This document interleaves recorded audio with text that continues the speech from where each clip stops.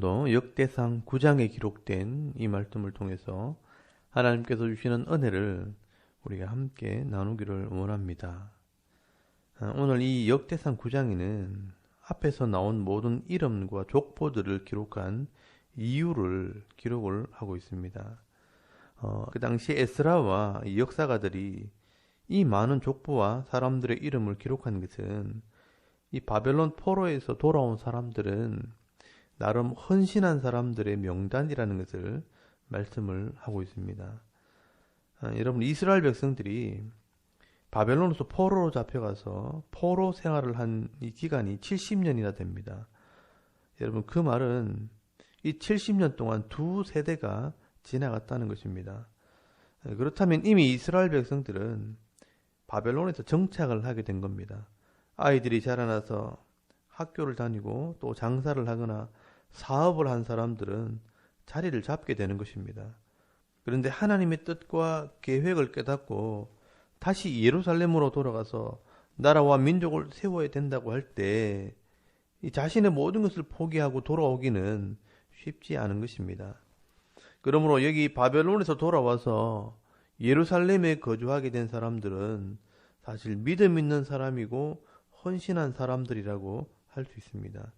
그래서 오늘 본문에 나오는 이 사람들은요, 이스라엘의 왕조 실록의 이름이 기록되어 있다라고 말씀을 하고 있는 것입니다. 이 사람들은 참 귀한 사람들이라는 것입니다.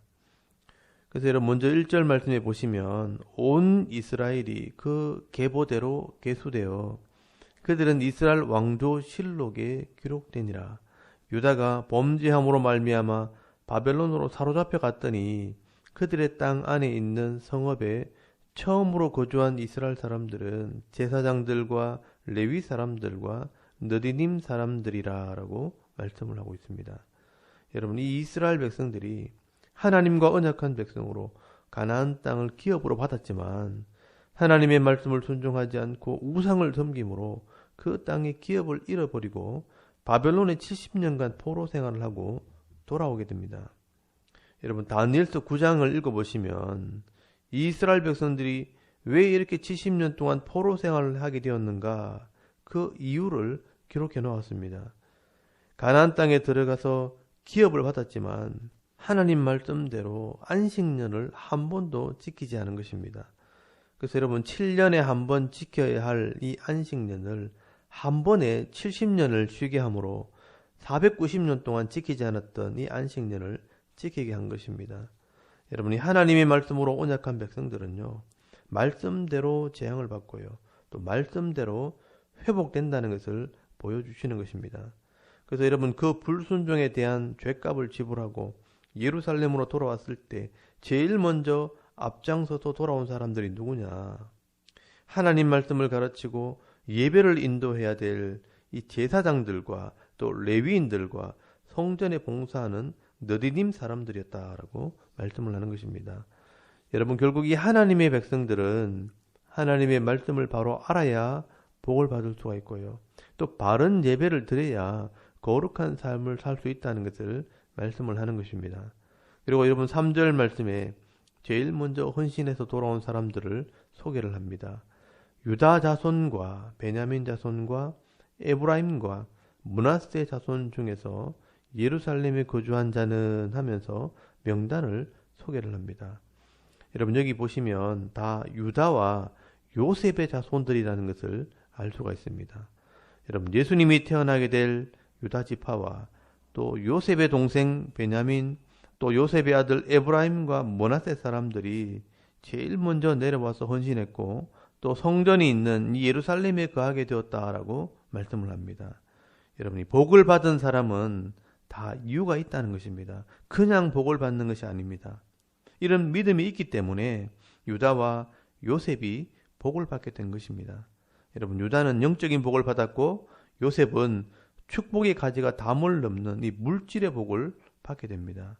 그래서 이 사람들이 9절에 보시면 956명이 내려왔는데 다 유명한 사람들이었다라고 말씀을 합니다. 그리고 여러분, 10절부터는요, 제사장의 이름들이 기록이 되어 있습니다. 13절 말씀해 보시면 1760명이 내려왔다라고 말씀을 합니다. 그리고 14절 말씀에는요, 레위인들이 기록이 되어 있습니다. 그리고 이 레위인들 중에는요, 15절 말씀해 보시면 성전문을 지키는 문지기들이 기록이 되어 있습니다. 여러분 22절 말씀해 보시면 212명이 내려왔고요. 이 사람들은 27절 말씀해 보시면 그들은 하나님의 성전을 맡은 직분이 있으므로 성전 주위에서 밤을 지내며 아침마다 문을 여는 책임이 그들에게 있었더라라고 말씀을 합니다. 여러분 이 성막은 거룩한 곳이기 때문에 제사장들 외에는 들어갈 수가 없습니다. 그래서 이 문지기들이요 밤새도록 그 성막을 지킵니다. 그리고 아침에 제사장들이 분향하거나 또 상번제를 인도하려고 이 성전으로 들어올 수 있도록 이 문을 열어주는 일을 하게 되는 겁니다. 여러분 이런 레위인들의 수고와 헌신을 통해서 예배가 드려지게 되고 이런 예배를 통해서 성도들이 복을 받게 되는 겁니다. 그래서 여러분 다윗도 이 모습이 얼마나 보기 좋았으면 시편 84편 10절 말씀해 보시면 주의 궁정에서의 한 날이 다른 곳에서의 첫날보다 나은즉 악인의 장막에 사는 것보다 내 하나님의 성전 문지기로 있는 것이 좋사오니 하면서 다윗이 고백을 하게 됩니다. 그만큼 이 레위인들의 헌신이 중요하다는 것입니다. 그리고 그 외에 성전에 봉사하는 레위인의 할 일들을 소개를 하고 있습니다. 여러분 28절 말씀해 보시면 어떤 자는 성전 기구들을 들고 나르는 일을 하고요. 29절 말씀에는 어떤 자는 성소의 기구와 그릇과 고운 가루와 포도주와 기름과 유향과 향품을 맡은 자도 있습니다. 그리고 30절에는 제사장 중에 어떤 자는 향품으로 향기름을 만들기도 하고 또 31절에는 레위 사람들은 전병을 굽는 일을 하게 됩니다. 그리고 32절에는 어떤 레위인은 진설하는 떡을 맡아 안식일마다 준비하기도 하고 또 33절에는 어떤 레위인은 찬송을 담당하는 자들도 있었다라고 말씀을 합니다. 특별히 이 찬송을 담당하는 레위인은요, 골방에 들어가서 주야로 이 찬송을 연습하는 일만 했다고 말씀을 하고 있습니다. 여러분 이렇게 이스라엘 백성들이 바벨론 포로에서 돌아올 때 제일 앞장서서 내려왔던 사람들은 바로 하나님을 섬기는 하나님의 일꾼들이었습니다. 이렇게 바벨론의 화려하고 풍성한 이 안정된 토지 생활을 포기하고 폐허가 되어 있는 이 예루살렘으로 돌아와서 다시 예배를 회복하고 나라를 세우는 일에 헌신한 사람들이 바로 제사장들과 레위인이었다는 것을 말씀을 하고 있는 것입니다. 여러분 이 모습이요 사실 우리 성도들이 교회를 섬기는 모습들입니다. 떡을 굽고 물건을 들고 나르고 또 찬양을 준비하고 이 레위인들처럼 성도들이 교회를 섬기는 것입니다. 여러분 이렇게 성도들이 교회를 섬기면요 하나님께서 이 제사장과 레위인들을 책임져 주시는 것처럼 이 교회를 위해서 봉사하고 헌신한 자들을 책임져 주시는 은혜가 있는 것입니다. 이렇게 예배를 회복할 때 개인의 삶뿐만 아니라 가정과 사회와 나라가 회복되어지는 것입니다. 여러분 오늘도 우리가 이 나라와 이 민족을 생각할 때 이 성도와 교회들이 먼저 예배와 신앙을 회복하는 은혜가 있도록 여러분 기도할 수 있기를 바랍니다.